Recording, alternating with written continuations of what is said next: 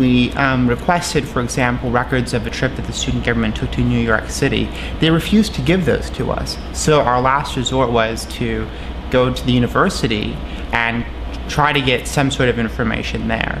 Of course, those records were redacted because of FERPA, and that was an issue where the university worked with us to gather some information,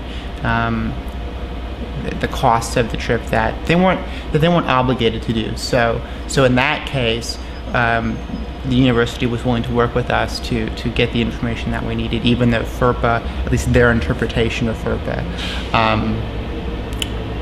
precluded the release of a lot of information that was very relevant to the trip. I asked them a final time and said, even if, let's just pretend that you're not subject to the law, why don't you just, be transparent and hand over the records anyway? They still wouldn't do it. There was kind of a back and forth. I went to the president of the Student Association at the time. He said, go through the university. The university said, well, we don't have purview of those records.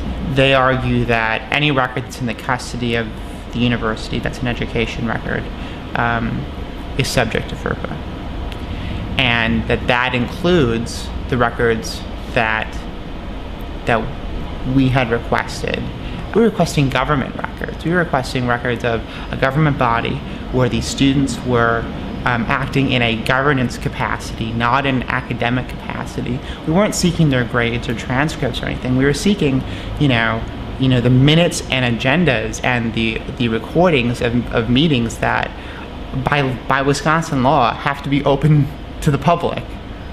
So it seems, pretty logical that the records would be open as well. Universities, if they have to weigh violating the state's, open records law and getting their federal funding, that's pretty uneven. I don't think that, Congress enacted this law so that the Post, couldn't get records of open meetings. I don't think that was the case. I don't think that was the intent of the law.